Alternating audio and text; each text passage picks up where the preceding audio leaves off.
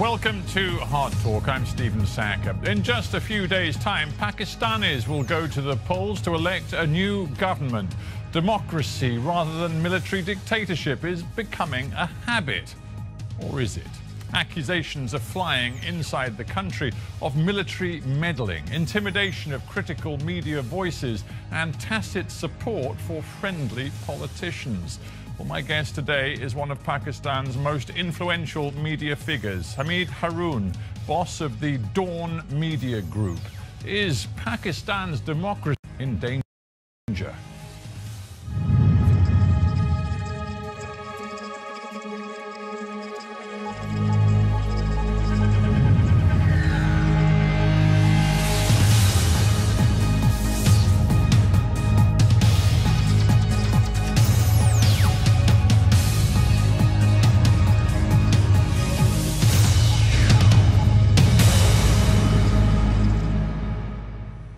Hameed Haroon, welcome to Hard Talk. Thank you. You're in London, but back home in Pakistan, there is a great deal of noise, energy, vibrancy to the last couple of weeks of campaigning in the Pakistani elections. And yet you say that democracy in your country is threatened. It is in grave danger. Why? I think, Steve, the fact of the matter is that democracy without representative government or responsible government is not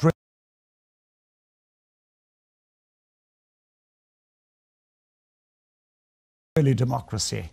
And if on the path to democracy, or on path to mopping up a militancy, or on the path of trying to create a new social architecture in Pakistan, if you're going to play around with the institution of democracy, you're going to do grave damage to its possibility under a new political dispensation. But in particular, you're pointing a finger at the Pakistani military. In a recent op-ed in the Washington Post, you wrote this: there is an unprecedented assault by the Pakistani military on the freedom of the press. Now, Pakistan has got a very difficult, sometimes toxic history of relations between the military and the media. Are you seriously suggesting that right now, amid all this noise and vibrancy of an election campaign, there is an unprecedented assault on the free media?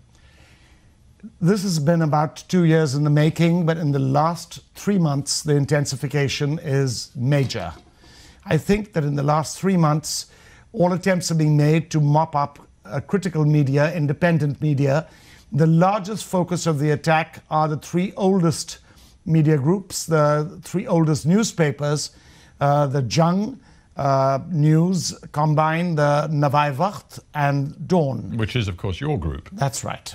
Yeah, but Dawn is still publishing. Dawn is still able to give its independent voice to coverage of the election. Again, this notion of yours that something truly critical to the future of democracy is happening seems to fly in the face of the evidence on the ground. And I'm reminded of that phrase in the English language of never make the perfect the enemy of the good. Maybe things aren't perfect in Pakistan's democracy today, but if they are better than they have been at points in the past, maybe that's worth celebrating. I think that it would be wrong to say that things are better than they've been in the past. I think one could dangerously assume that things are not as bad as they might be. But on the inside, I think an independent press, if we had a quiet, acquiescent press like East Asian countries do, or like many Middle Eastern countries do, it might not be such a great loss. But despite everything else, and despite the battering that Pakistan's press has taken over the last few decades, I think it is a vibrant press. And we have almost an obligation to try and keep a vibrant press active, not only for people in Pakistan, but for across those in South Asia and that part of the Asian continent. But you also surely have an obligation not to exaggerate. So let's get to specifics. What are you saying is happening? And you say the last few months have been critical. What has been happening in recent months that, in your opinion, is so very dangerous to freedom of expression and a free press? I think for the first time, and in this capacity, I think I represent not only Dawn, but the 400 newspapers and magazines of the All Pakistan Newspaper Society, which I'm president of. It is my task as the president of the All Pakistan Newspaper Society to represent the threats and dangers and I need to get to the specifics. Otherwise, you will stand accused at home, not least by the military, who are very angry that you've been raising such a stink here. You'll be accused of misrepresentation. So give me the facts. What are the specifics? I think the first part of it has to do with the massive intervention in the distribution system of newspapers and of blocking television broadcasts in Pakistan. So Dawn obviously has a distribution throughout the country. Are you saying your newspaper cannot now be read by the people who want to read it across the country? In large parts of the country, it can be read, and in equally large parts, it cannot be read. In certain cities like Larkana, till 24 hours ago, they haven't seen Dawn for 2.5 months. I think that blockading television broadcasts... Who's blocking it?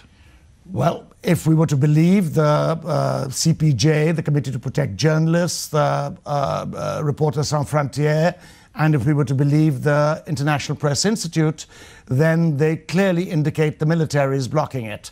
And the reason for this assumption, I think, is that the state institutions are acting with impunity. Clearly, in Nawaz Sharif's government, it wasn't Nawaz Sharif that was blocking it.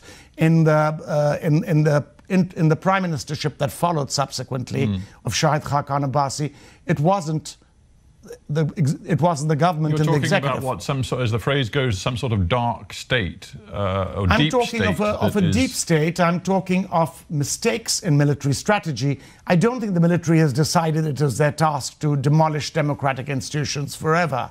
I think there's a mistaken strategy. I think it's poorly conceived. It's on the eve of the elections. It's so widespread. It's not a single incident. Let me quote to you, if I may, because you're making these charges on Hard Talk. Let me quote to you the words of Major General Asif Ghafoor, who says, he's the spokesman for the army, he says, they have never tried to dictate or still less intimidate any media group or journalist, and the military is determined not to be dragged into politics. Of course, I think that Major General Asif Ghafoor, who was a bright man, would have difficulty explaining his role at the press conference, where he put up pictures in front of all the journalists of social activists, of other journalists and anchors from television, and declared that they were enemies of the state.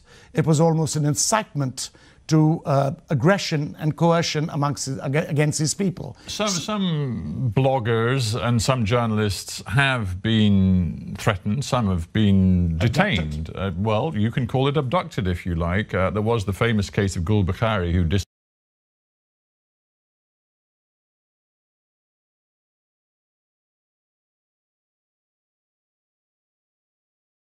the under command are going out and abducting journalists, threatening their lives. I am saying that in the eyes of the public, there is a perception, and in the eyes of the human rights and international press organizations and the human rights organizations in Pakistan, there is a strong perception that because of the impunity with which these abductions take place and the fact that there is no accounting for it, no holding anybody responsible or picking up anybody as a consequence, they go on without comment. We have appealed to international bodies, we've appealed to the Pakistan government, to the Supreme Court, to the Chief of Army Staff, and to the caretaker Prime Minister. And surely, if you were not involved, you would at least look into the matter and give some report about why these are happening at such a perpetual basis. For the last 3 months, the Freedom Network, which compiles incidents from 8 press clubs in Pakistan, shows a massive intensification. Well, let's bring this close to home. Have your own journalists in the Dawn Media Group been intimidated and threatened? Have they actually experienced this? I think there's been a level of attempted intimidation when on the social media as a result of a joint investigation team in which the military is included, when the personal phone numbers and the mobile numbers and the addresses of people being investigated are put on social media, this becomes an incitement for people to attack them. Are your journalists living in fear? I think not only my journalists, but a large number of journalists from Pakistan are deeply complaining about the self-censorship they've been forced to impose upon themselves. Well, that's an interesting phrase, self-censorship. There's one particular story that has been very important in Pakistan in recent months, and that is the rise of this movement, the Pashtun Tahaffuz movement, which has been demanding answers from the military about alleged disappearances, extrajudicial killings in parts of the country, particularly tribal areas of the country in the recent past. Now, the allegation from journalists is that they have been required, not least by their own media organizations, not to report on the rise of this movement because the military doesn't want this movement to get publicity. Is that happening in your media organization? I think with respect to the Pashtun movement, it's terribly clear that there are instructions work two ways. To give them and to accept them are two different things. But yes, there is a high degree of complaint from a large number of media houses, newspapers and television channels that the government will not tolerate. You haven't directly answered my question. I mean, you're the boss of Dawn. You must know whether inside your own organization there are journalists who are not reporting on something that they feel they ought to report upon because they are being intimidated. With one qualification, that Dawn has an autonomous editorial setup and the editors take such decisions. But yes, there is pressure and there have been attempts by the military to clamp down on those media who are reporting the Pashtun movement. Now, I'm a journalist, so of course I'm inclined to always want to defend the freedom of journalists, but I also have to consider what's happening in Pakistan today. There is a real security problem in Pakistan. We just saw yet again in Peshawar a suicide blast which killed a senior politician. Again, very close to the run-up of the election. We've got the army and the military saying that the election itself, they believe, could be targeted. Other politicians have been named as potential targets. The army has a duty to the people of your country to secure the country first and foremost. Now, is it not a real possibility that the kinds of things you are saying, the inflammatory language you're using, is undermining the ability of the military to meet that duty? I think, let me say, first of all, that I have a tremendous admiration for the steps taken to curb the militancy over the years by the army, but that admiration does not extend to a misconceived policy of trying to browbeat the media, of trying to intimidate the media, and of trying to prevent newspapers and television from getting information across for an election. I think partial democracy. But my point is slightly different. My point is that the way you're using your language and the inflammatory ideas you're spreading undermines the army, first of all, the military's ability to safeguard the election without people then thinking, oh my God, all of these troops are around the polling stations, they must be trying to fix it in some way, because you've planted that seed of doubt about their neutrality into people's heads. I think, to be terribly fair, the media is not quite as powerful, Steve, as you say. I think that it is the military which has planted the seed of doubt with respect to the execution of their policies.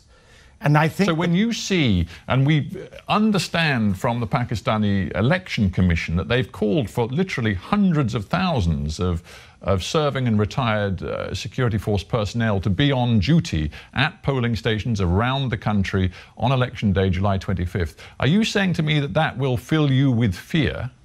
No, I'm not saying that. I think that will be a good step to prevent the polling process from going wrong.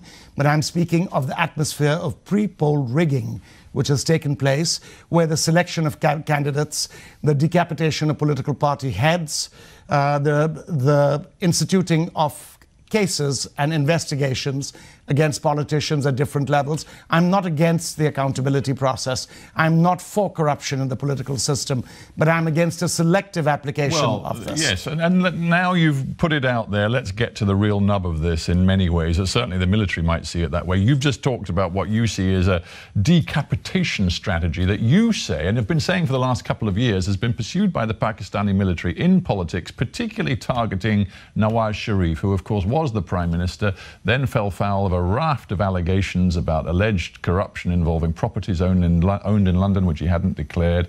It forced his resignation, and since then he's even been convicted of a crime. Now, you and your media group, it seems, have chosen to be deeply sympathetic to Mr. Nawaz Sharif. Why have you done that? I think perhaps you mistake two different phenomena. The first one is that we have carefully put across whatever evidence is available on the corruption of politicians, including Nawaz Sharif and other parties, to the extent that it can be justified or it can be backed up with material in our possession. The problem is not there. I think it is the selective method by which these politicians have been eliminated. I think a fairer playing field, a more level playing field might have been better. But you've always, if I may say so, and look back at the record, it always seems you've had a bit of a hotline to Nawaz Sharif's people and his interests. For example, going back to 2016, you were the media group who got hold of the leaked report saying that Nawaz Sharif, as Prime Minister, had demanded that the military take action, better, more effective action against terror groups inside the country. It was something that deeply embarrassed the military. They were very angry about it. They wanted to know where you got the leak from. And ever since then, there's been this sort of battle going on between you and the military, primarily over Nawaz Sharif. I just wonder whether it's wise for a journalist to get into that. I think that we have to be very clear, and I have to state very clearly, that the report in Dawn Leaks was never leaked to Dawn. This Dawn Leaks is a title that was made up by the prosecutors of Dawn. I think that well, you published the leaked material. Where it was leaked to is perhaps a little bit immaterial. The point I'm getting to is that you pose here as the defenders of journalistic integrity, independence and impartiality in Pakistan, and yet to many in Pakistan, not least in the military, you are not seen as entirely independent, neutral and impartial, because over the last couple of years you're basically seen to have been increasingly giving a platform to one particular political player, Nawaz Sharif, who has run into an awful lot of trouble because of allegations of corruption. I was speaking particularly about the fact that there was no leak from Nawaz Sharif or his party. In fact, the news about which Dawn printed in the so-called Dawn Leak saga about the conversation with respect to 2 meetings was available at different points in Pakistan and internationally. In fact, that material was procured internationally. It's a verification process. No, I understand, but let's not get hung up on the technicalities of how this all panned out. But the bottom line is this, and I come back to it. You, the self-proclaimed independent, impartial, neutral media group covering Pakistani politics, are now seen to be supportive and sympathetic of Nawaz Sharif, his daughter, who are now, it has to be said, convicted criminals. I think what is more important is that there is an element of orchestration in that.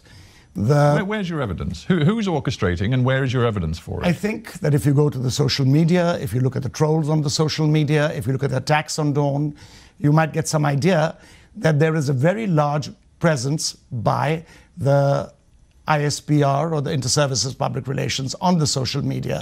Pakistani intelligence? Absolutely. It's going after you because Not going after us so much as going after anybody that they feel stands in their way. I think it's important to say that although it's not a contest, we are hardly contenders for straight power. I think basically there's a civil-military narrative which went wrong, and Dawn was the messenger. And a large part of that is shooting the messenger. You see, you started this interview with the premise that Pakistan's democracy is facing threats and dangers. But you're, in a way, creating those threats and dangers, because you're now telling me that the Pakistani intelligence services are meddling in politics to the extent that they want to, quote-unquote, decapitate one particular important political player. And one can only infer that they therefore have other politicians that they would like to see successful in the forthcoming election. Is that what you believe, that they have favoured candidates? Of course not Nawaz Sharif, who you say they want to decapitate, but others that they want to see in power? I think there's a preferred face of Pakistan they'd like to see. Who? The security forces and the establishment. No, who do they favour, in your opinion? I think that at this point there appears to be an attempt to favour second-level string leaders and a patch-up coalition which would rule with direction from the deep state. Well, you're not using names, but I'm pretty sure that from what you're saying, you mean Imran Khan and his PTI party. Well, there are times that Imran's index goes up with the security state, and at times other people in his party are named. In every case... You're throwing out... I mean, you've just said something potentially explosive in Pakistani politics, that Imran's fortunes go up and down depending on the interventions of the deep state and the intelligence services. And that of many political parties. Where is your evidence? You're a journalist. You know that you can't say these things without having absolutely irrefutable evidence. I think that evidence today in Pakistan must, to a certain extent, be looked at through inference, through the work of human rights organizations, through the works of political commentators. I'm not actually making a case against the state. I'm making a case for the state to conciliate itself with the media and try and keep the normal institutions of democracy going. But you are making a case against the state from the very beginning with this talk of the military trying to undermine freedom of expression and the free press. Of course you're making a case against the state, and it comes back to the credibility of the entire democratic system in Pakistan. You, far from trying to build it up, appear to be trying to sow very grave seeds of doubt about that system. I'm afraid, Steve, as being the president of the APNS, I'm elected to represent... That is the overall Pakistani Press Association. Yeah, I'm elected to represent the rights of the media, the justified rights of the media. There is so much more I could go into, which would perhaps be boring. As far as irrefutable evidence are concerned, so many of the orders given are illegal orders. For example, if you ask me to produce 20 people from different cities, hawkers, ordinary distributors who have been stopped from distributing Dawn and other newspapers.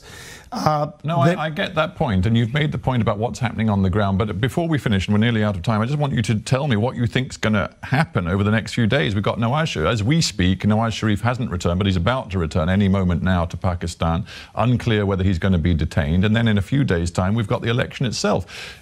Everything you're saying to me suggests you have a very bleak view of how this election is going to pan out. I am perhaps more optimistic than you think, but yes, I always have a bleak view when important provisions of the Constitution, like Article 19, which guarantees freedom of press, and Article 19A, which guarantees freedom of access to information. But let me put it bluntly. Everything you said in this conversation suggests to me that when you sit down and watch the election result come out in a few days' time, you will have grave doubts about its validity and legitimacy. And in particular, we talked about Imran Khan. His party only won 30-odd seats last time around. The polls suggest they could win many more this time. They could, maybe not, but they could conceivably be part of a coalition that's governing the country. And you appear to be saying to the people of your country, if that's the case, then you better have very grave doubts about the legitimacy of the next government. No, I think that the polling process is bound to be reasonably fair. It's a pre-polling process, and the information and dissemination of information leading up to the electoral process, which has been more than a little unfair. And I think that we need to curb that, something we need to change, something we need to improve, so that in the new political dispensation, freedom of press is one of the characteristics that characterizes Pakistan. A final thought, which isn't about the unknowns of the next few days in Pakistani politics, is a bigger thought. You seem, talking of being bleak, you also seem very pessimistic about the degree to which Pakistani culture and levels of tolerance and openness and sort of dialogue, the degree to which they are not being improved by access to information, the internet revolution, the fact that virtually every Pakistani now has a phone which can wire them immediately to a world of information. You're suggesting that levels of intolerance, not just in terms of the state, but in terms of communities and people in their villages, it's not changing. Is that true? No, it is changing, and it's changing for the better. But I think we appear to be in a deep transitional period, and it's better to respect democratic institutions during the process of this change to ensure there's a place for it. But you say unless we change our climate in the country, the cultural climate, unless we alter our basic values, I'd venture to say that however bad pre-partition was, our current situation could be even worse. I think so. It's the spirit of intolerance with which public service, with which governance, with which public policy is viewed. Obviously, the militants had their effect on Pakistan, but Pakistan is not a militant state. I think Pakistanis, like everybody else in the world, would like to be free. And if I can stand up, however small or however defectively, for that freedom, I feel I'm only doing my duty, and I'll try and put that forward as much as possible. Hameed Haroon, it's been a pleasure to have you on Hard Talk. Thank you very much. Thank you, Steve. Thank you very much indeed.